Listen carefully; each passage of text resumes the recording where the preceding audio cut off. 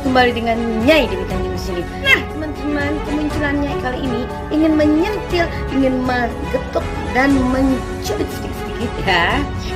Ada kritik dalam perang.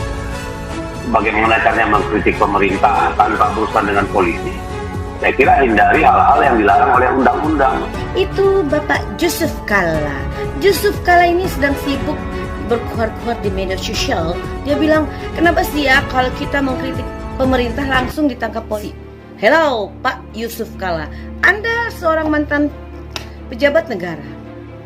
Bagaimana perasaan Anda apabila difitnah, dihina, ya, lalu disebarkan hoax yang tidak benar tentang diri Anda, ya? Apalagi pemerintah. Tentu kita sebagai masyarakat yang cerdas tidak mau melihat begitu banyaknya ujaran kebencian hoax yang dilakukan, yang disebarkan oleh para kadrun khilafah, ya, yang anti pemerintah. Hanya ini Nyai mau mengatakan kepada Yusuf Kalla ini, bapak yang sudah tua sekali ini, yang tapi dia tidak pernah puas dengan ketuaannya dan tidak pernah mau mensyukuri apa yang diberikan oleh Allah sebenarnya. Kenapa Nyai bisa mengatakan seperti itu? Bapak ini ya, Bapak Yusuf Kalla yang sudah tua ini tidak bersyukur. Harusnya di usia dia yang sudah tua ini dia tinggal menikmati usianya yang sudah uzur, menimang cucu dan hidup damai. Bapak Yusuf Kalla, ada dua kesalahan besar yang Anda lakukan di negara ini. Satu, Anda ketua Dewan Masjid di Indonesia. Tapi kenapa Anda membiarkan para ustadz khilafah radikal bercelana cingkrang, berjidat hitam, menyebarkan ujaran kebencian, permusuhan di dalam isi-isi ceramah mereka? Dan itu fakta. Saya tidak pernah memfitnah. Dan Anda sebagai ketua Dewan Masjid harusnya Anda melarang itu terjadi. Tapi Anda justru membiarkan dan seolah Anda mendukung, ya? Maunya Anda apa? Anda kurang puas menjadi wapres. Kurang apa lagi Anda mencari makan di sini, mencari kekayaan di negara Indonesia. Harusnya Anda ikut membantu, mendamaikan, mengademkan situasi agama yang tengah berkecamuk di Indonesia. Tapi faktanya Anda justru ikut memanas-manasi Yusuf Kalla, ya? Ingat itu kesalahan terbesar Anda menjadi ketua Dewan Masjid. Aksi anarkis mengganggu stabilitas keamanan negara. Kedua, kesalahan Anda terbesar Yusuf Kalla, dengar ini. Anda ketua PMI, tapi Anda membiarkan ambulan-ambulan PMI berada di tengah-tengah demo anarkis yang ada di negara ini. Lalu Anda berlagak seperti orang yang paling baik, yang paling alim, yang paling imut-imut, begitu?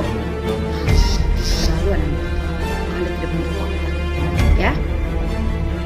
Anda tega melihat bangsa dan negara yang terpecah-pecah. Anda puas negara kita, agama kita tercabik-cabik, terpecah-pecah.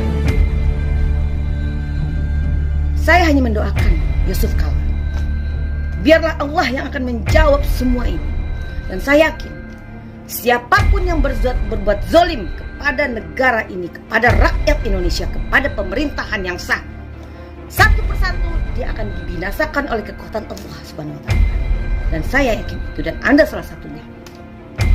Dan Anda bilang kenapa kita mengkritik pemerintah lalu dilaporkan polisi, ditangkap polisi. Loh, anak Anda begitu ada kata-kata Chaplin lalu dia membawa begitu banyak lawyer untuk melaporkan orang yang mengatakan kata-kata Chaplin. Introspeksi diri, bos, ya. Jangan hanya bisa melempar tapi Anda sendiri tidak mau dicubit. Oke? Sadar Anda sudah tua, berbuat baiklah menjadi orang yang sudah tua. Berikanlah contoh yang baik kepada kami generasi muda. Terima kasih. Salam damai. Itu yang menjadi delik untuk ditahan. Sama juga dengan Habib Rizik.